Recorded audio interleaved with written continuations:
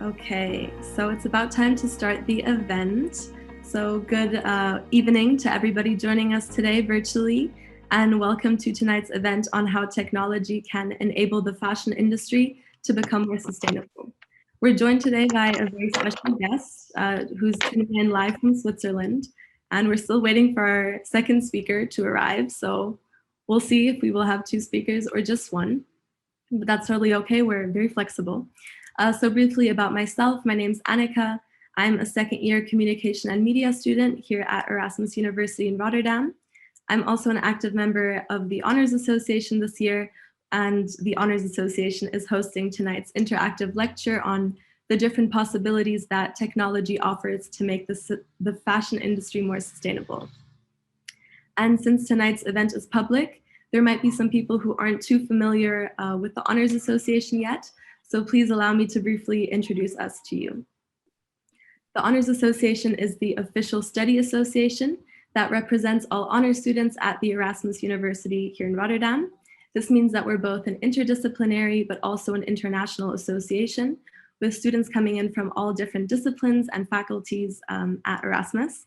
One of our main goals is to be a platform for both academic and professional development, which is also why we've organized tonight's special event on this very interesting topic.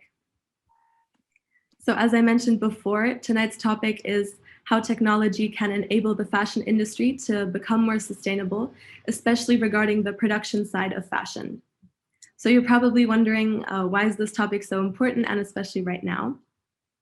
So as you might know or might not know, the fashion industry is among the most polluting industries in the world. And according to the Intergovernmental Panel on Climate Change, the fashion industry actually produces 10% of all carbon emissions and is the second largest consumer of the world's water supply, and is also known for constantly polluting our oceans with microplastics. And these microplastics and microfibers are often released after we wash our clothes, as 60% of all garments contain polyester. And the pollution of the oceans caused by the fashion industry is actually equivalent to 50 billion plastic bottles being released into the ocean every year. So as you can see, this is a very significant issue. And to achieve actual change in the fashion industry, it must undergo fundamental change. And technology might actually be the necessary change that offers a viable solution to combat this wasteful and very harmful nature of the fashion industry. And as we are on the verge of the fourth industrial revolution with artificial intelligence and machine learning as one of the biggest promises of the digital transformation, the fashion industry might be able to leverage this and move into the right direction by adapting more technology. And especially with the Corona crisis that has been slowing down global consumption, the fashion industry actually might be able to make these changes sooner rather than later.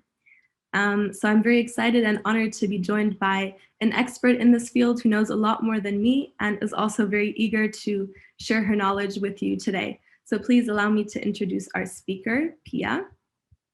So Pia, she has a background in textile engineering and fashion management. She's also the co-founder of SHAREaLOOK, which is a very cool peer-to-peer rental fashion community that delivers the necessary software, community, and data to enable a circular fashion economy. And furthermore, she also runs the CE Fashion and Textile Circle at the Impact Hub in Zurich, which aims to raise awareness of the problematics of the annual textile industry. So thank you so much for being here with us today, Pia. Thank you for the perfect introduction. I couldn't have done it that great myself. Very impressed. Okay, I'll quickly, before I give you the floor, I'll quickly go over some general rules and formalities to make sure that the event runs smoothly. So in a few minutes, I'll give the floor to Pia and she will share her experience and expertise on this topic. This will take around 15 to 20 minutes or so. And then we will open the floor to questions and comments and hopefully have a very fruitful discussion. We also highly encourage our participants to join in on the discussion by either using the raise hand function in Zoom or by simply typing your questions in the chat. If you only want to type your questions, that's of course totally fine. You can just type them in the chat. I will monitor the questions and ask the question on your behalf. However, you can also ask your questions yourself or pose your comments, statements, whatever. You can do that by using the raise hand function, and then I will give the floor to you. and you can ask your question and interact in a respectful manner. But I also wanted to quickly add that the raised hand function does take precedent over the questions in the chat. And lastly, to maximize the interaction, it would be very much appreciated if you could turn on your video, especially when asking a question. But of course, this is not mandatory. And as the event is also recorded, if you're not comfortable with that, that is totally fine. So with that being said, I believe it's about time to get into the subject. So please, Pia, the floor is yours. Thank you very much. So I'm going to share my screen with you. We'll do that. This one. Oopsie. Spoiler alert. Moving you here.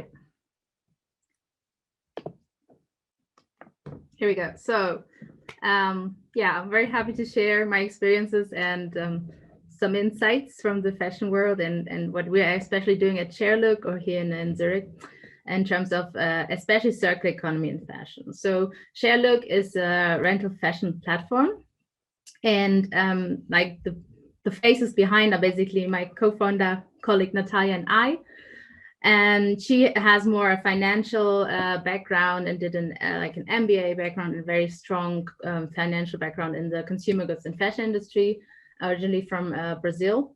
And then she also later on moved to Switzerland. This is actually where we met when she was working as a financial analyst, and I was working as a brand manager in a big global fashion firm. And there we were like always thinking about something's really wrong with this industry and we should change it, but we never really like. It took us a while of going back and forth to work to think about like what could we actually do. And so this is why actually we founded SHAREaLOOK, because we figured, so what are the big problems in fashion? I think I have to minimize you. The big problems in fashion, and the real big problems are, as Annika already stated, the emissions, of course, which are mainly coming from the production side, and also wastewater that is created through all the dyeing and the production, which can come at up to 20% of the wastewater share globally. Then there's another factor, because like you see that, of course, in Europe, the US, like in the Western world, we have a very high consumption already. Like we're just continuously buying more and more, and we're wearing it less and less often. But it's not only us, there's more and more wealth, I mean, luckily coming to more and more countries, but also consumption is set to rise by 63% to 2030. So if we're now already having high amount of emissions caused by the fashion industry, high amount of pollution caused by the fashion industry, like it's really a time to change this.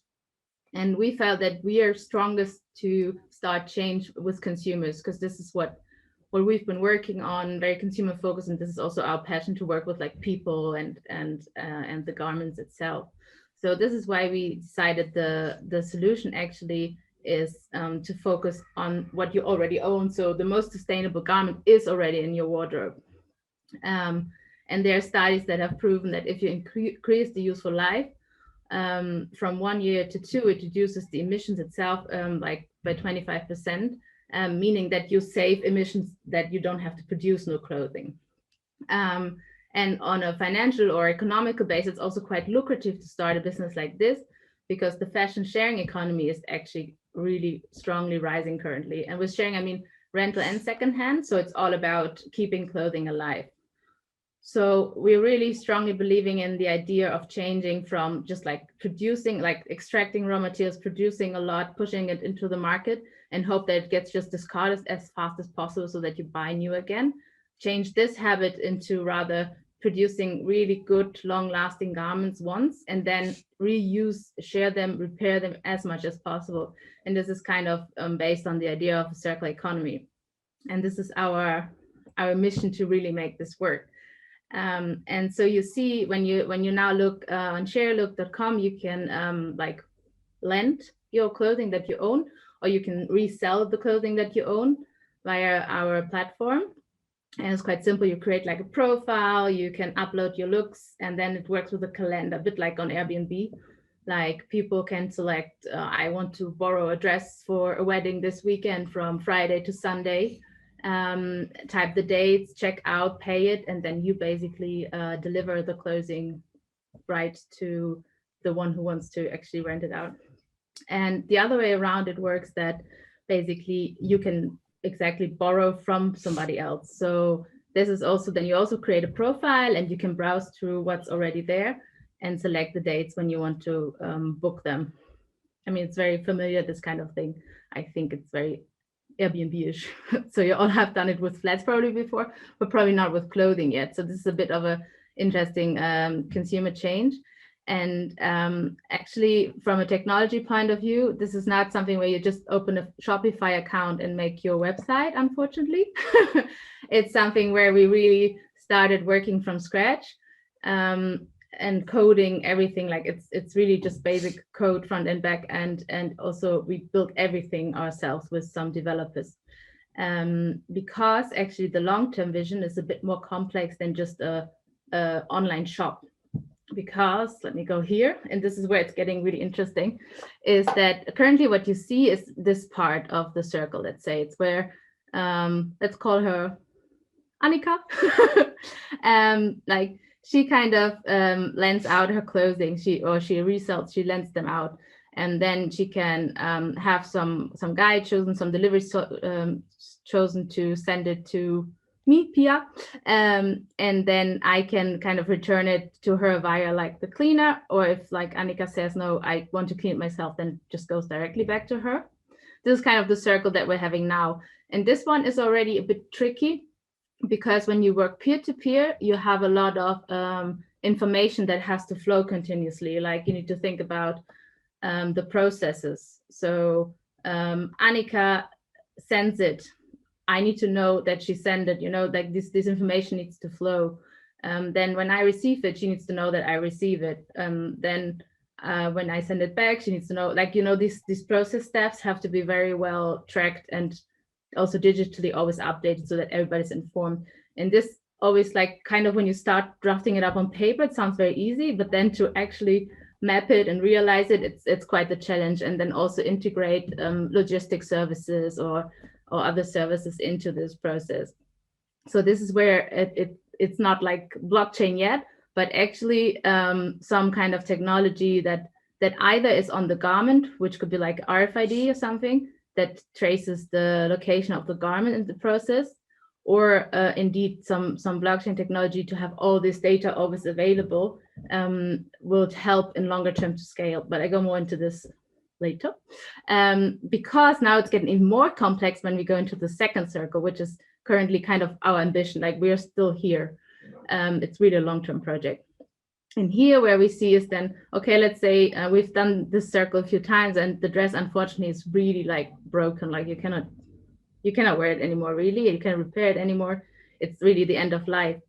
So then we need to figure out actually what can be done with this garment. Like, so on our platform, when you upload your dress, then it says, I know, 100% cotton, Deutsche Gabbana, owned by Annika in Amsterdam, and so on. So then brands and designers can access this information and they can say, hey, actually, I would need some raw material, some silk, some cotton, something, and I would like to use recycled goods. And then we can say, hey, we actually have a whole bunch of clothing listed in the Netherlands that is ready for being recycled. Like the product is at the end of life and it's really good quality material that could be recycled. And then this information needs to flow, and then this garment needs to go to like a remanufacturer or somebody who uses components of it and then redistributes it again to the designers. So then this second circle, which is currently just the vision, is getting even more complex than this one, because we need to trace materials, we need to trace locations, we need to kind of also trace where it should go, which is also location, to be fair. But so you see that there's a lot of information flow that has to be figured out. And this is a few things that we are actually working on. And as I said, this is a big project. So we're currently working on one hand on virtual reality app. You see this a prototype where basically this goes more in the first circle still. It's a current project where one of the issues we identified is that I want to know, does it fit me? Does it look good on me? And if I combine it with something else, like, does that look good on me?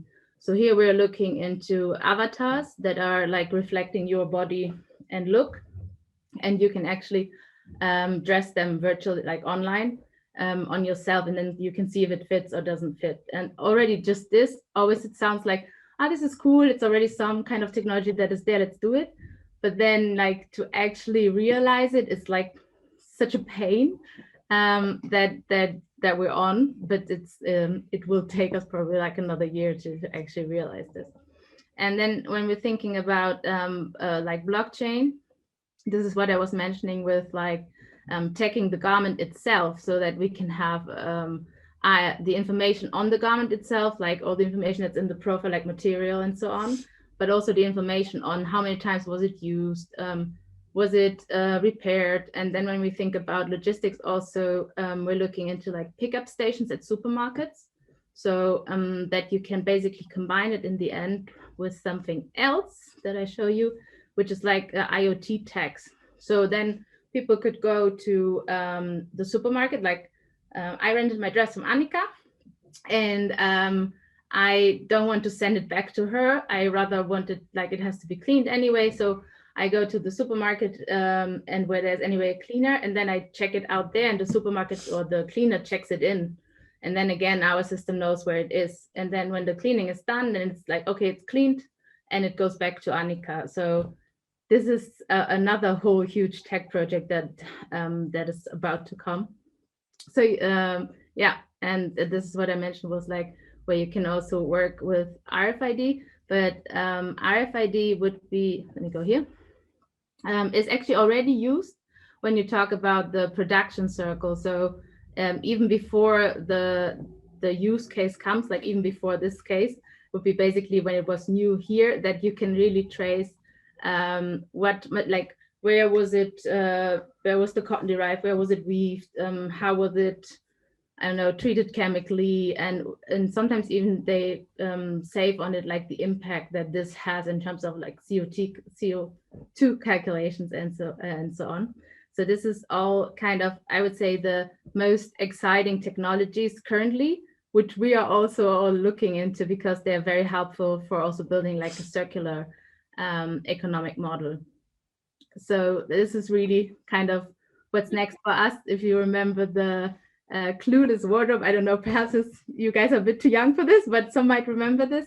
It's like a very iconic movie from the 2000, I think, where you can really like dress yourself virtually in the virtual wardrobe. So that's our next step, which is basically what you would say today, and probably back then you wouldn't have said it yet, but this is especially the virtual reality project that we are looking in, because we are currently mostly working on the consumer and the use side.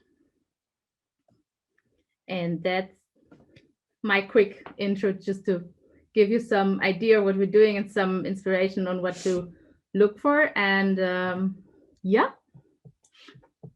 that's me. Perfect. Thank you so much for sharing. That was very insightful. I think I learned a lot of new things. I didn't know that there was so many different technologies that, you know, companies could actually use and implement for so many different aspects. And I think you really highlighted how it could make a difference in the supply chain. So I think, yeah, since our other speaker isn't here, we can just start with the Q&A session. Okay, I already see a question. That is great. Otherwise, yeah, let me see. All right. Okay. Then I will give the floor to Maren. Yes, thank you very much, first of all.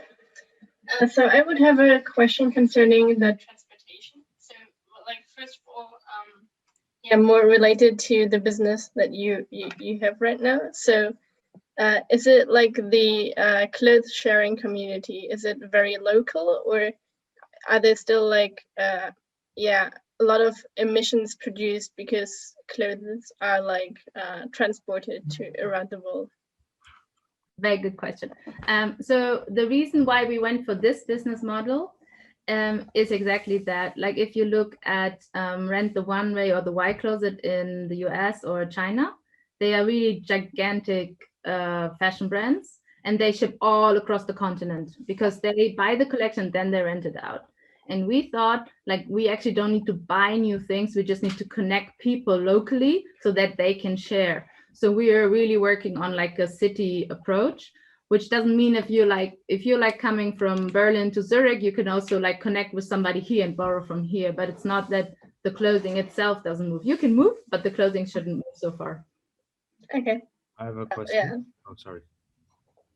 Um, And first, of course. all right. Do you want to go first, Mo? Or? No. Go ahead, please. Okay. Well, I just had like a follow-up question, just more in general then. So, I mean, like obviously one of the biggest problems with the fashion industry is that, yeah, we are producing all our clothes, most of our clothes in faraway countries, and then, well, yeah, there are a lot of emissions produced with the transportation. Do you think that this will change in the next couple of years, also considering that the quality of the clothes should like increase to use them longer, and that maybe they will be integrated with more technologies? So I don't think it would change. What gives me hope is you see more and more local smaller brands. I feel like more and more people really caring and just like going through it to building their own small brands. But even then, they usually don't produce locally. Even they have like social projects in Latin America or India and so on.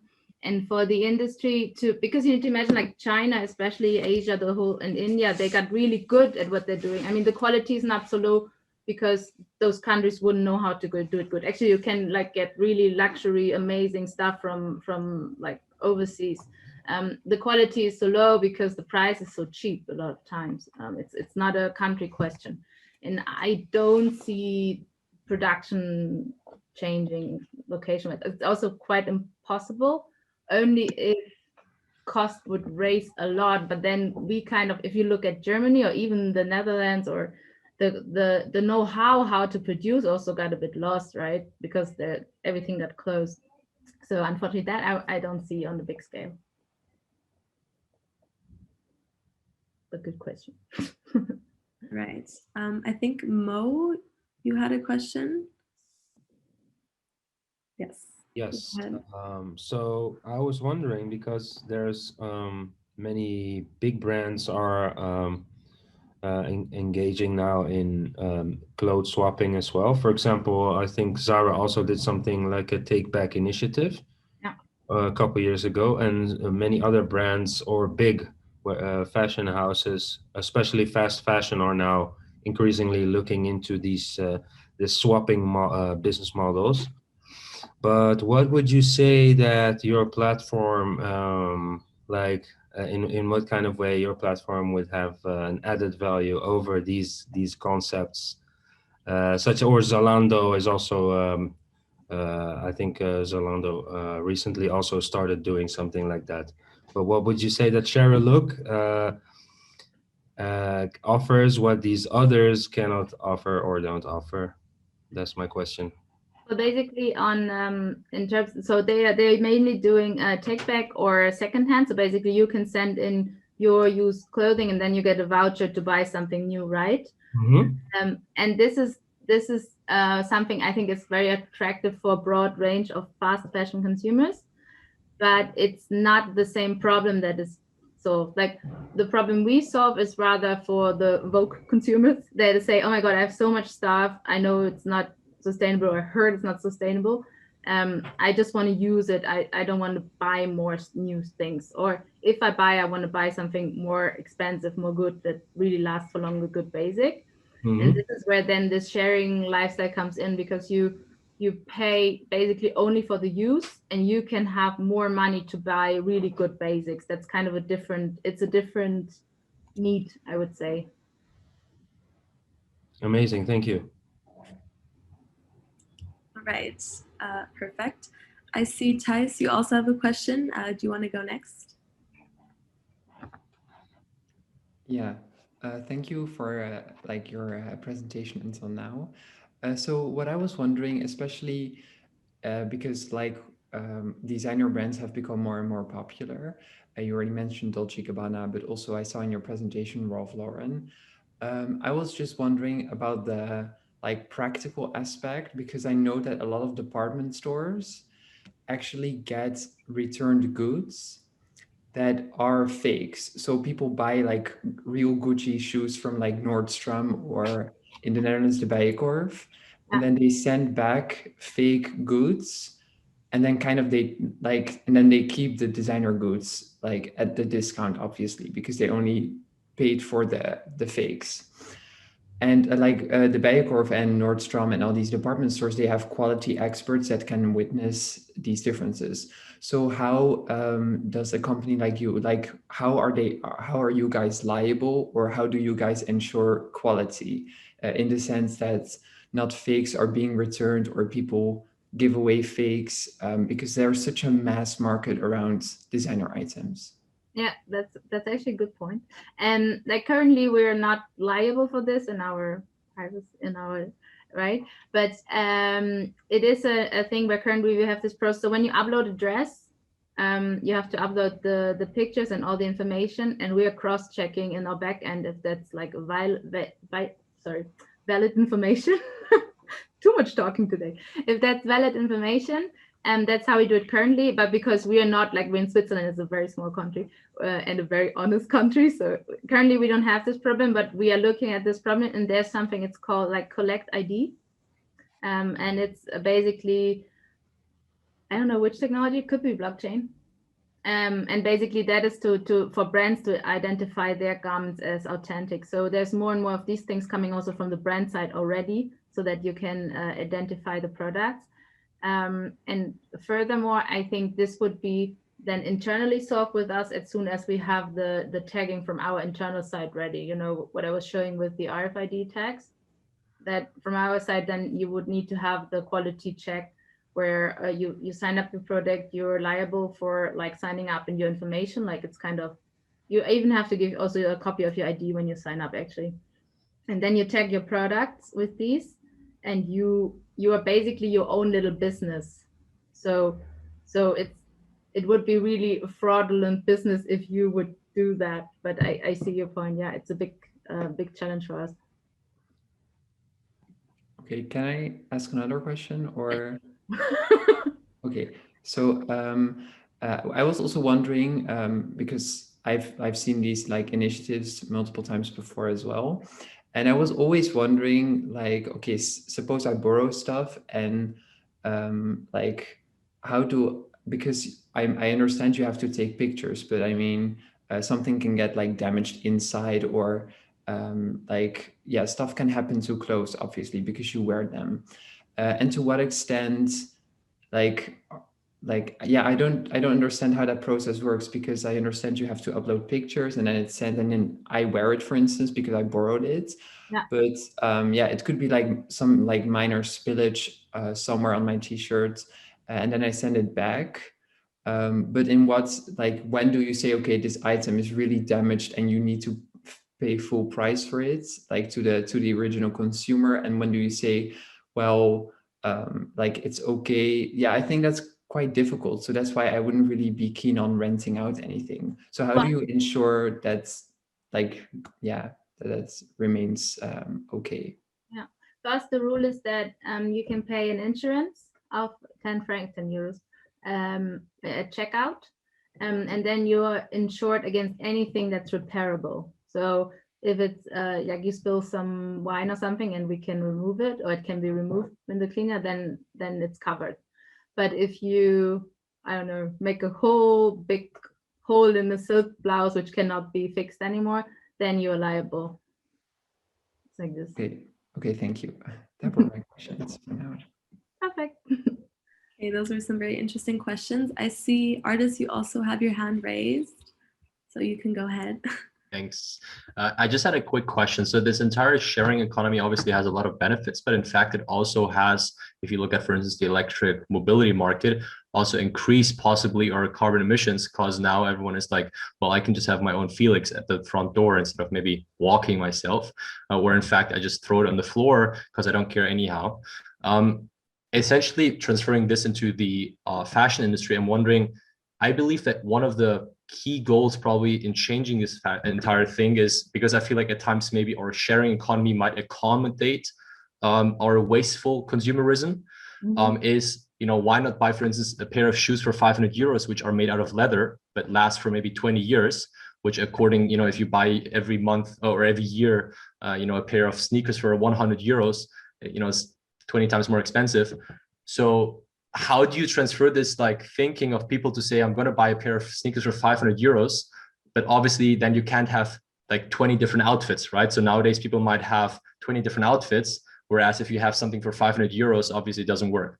Yeah. Do you work on that as well?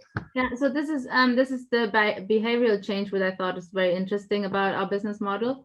And we were working together with the University of Zurich on a research project for this.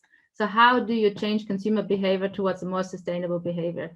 And what came out as a key motivator was one, financial incentives, and two, events actually, and personal contact to motivate you. So and this is why we started communicating a lot in the beginning. It's sustainable, blah, blah. But then what triggers people more is like, it's actually cheaper than buying a dress to rent it, or it's actually cheaper to buy than a really 500 euro sneaker for years than buy. Like, you need to be very blunt and put it like in the face, like really simply explain, so that people are like, it's cheaper, or I can make money. So this is the most motivating driver for this change is unfortunately it's the money. Okay, thanks. All right, perfect. I don't see any other raised hands, but I do see 2 questions in the chat. I'll just read them out loud. One was from Arvind. I hope I didn't mispronounce that name. What do you think is needed for the fashion industry to become more sustainable besides the need for technological innovations? Very good question. I think there's several interesting ideas. One would be a tax on waste. So basically that you tax the waste they create, because this is one major polluter.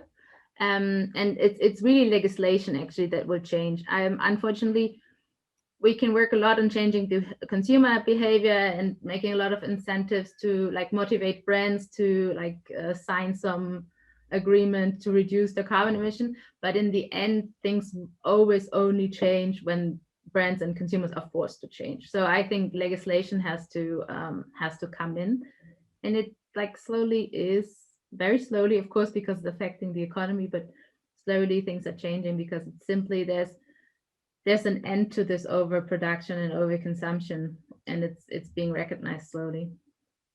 Yeah, that's very true. Another question was, is it also possible for self-employed individuals to gather / buy fabrics from the SHAREaLOOK community? Yes, we actually do this. So you can just drop us a mail, and we usually share our really broken pieces. We share them with like designers who do upcycling. We're already doing this, but we are not doing this on this awesome visionary scale yet with the super technology. We're really like having designers come and they pick what they like physically currently, but yes, it's possible. Yeah. And also as a tip, Louis Vuitton started this platform where you can buy kind of pre-consumer waste from them. Everything that they didn't use for their production, you can buy it on the LVMH platform. It's really cool. Yeah.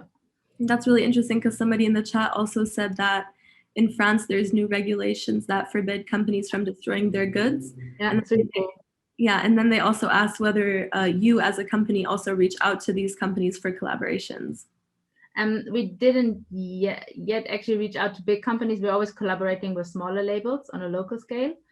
We might do like a test run with a bigger company this autumn for like a winter collection. Yeah. That's super interesting. Yeah. And then I guess I have one more question. So you mentioned that often like the consumers that engage with your company are also like woke. So do you think this is also a trend that, you know, the general public could also adapt, like moving more towards sustainable fashion and like a circular fashion economy?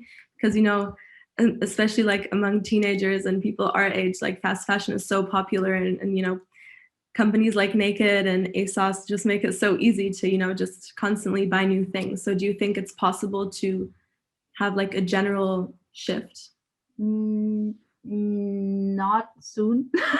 No, I don't see it, because like it really depends on the segment that you're working in. And as you said, when you go like a younger, lower income or generally lower income, of course you have other worries than like make an extra effort for what you buy or what you wear, right?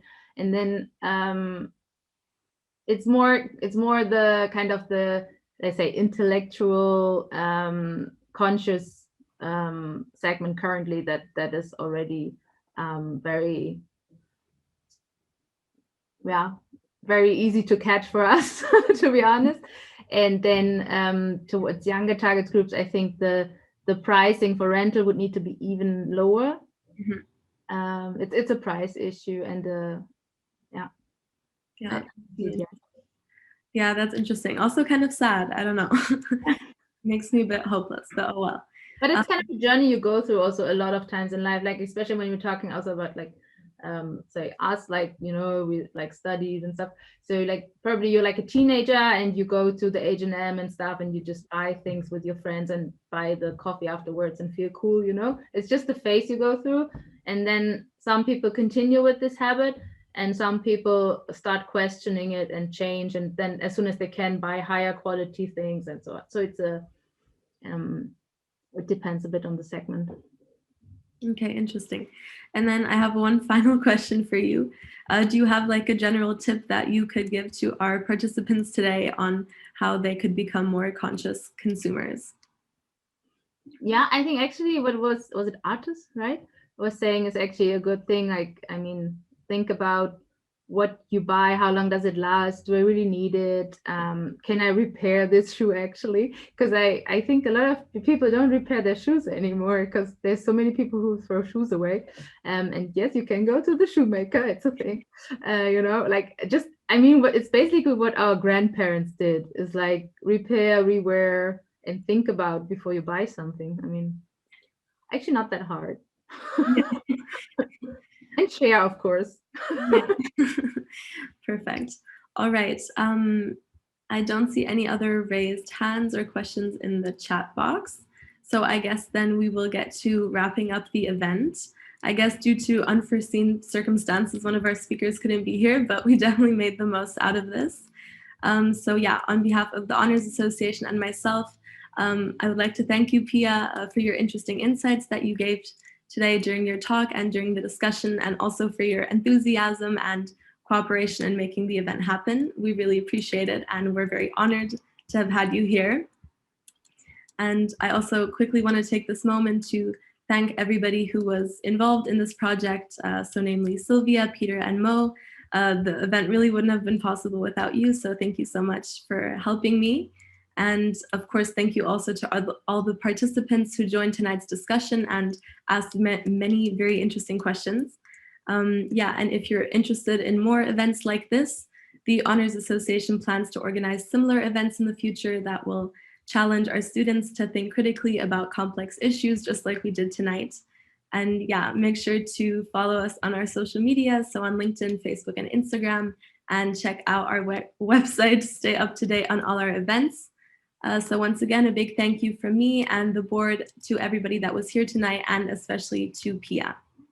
Thank you. Thank you so much. Thank you, Pia. Have a great you. day. You too. Thanks. Great job, Annika. Bye. Thanks, Annika. Bye. Thank you.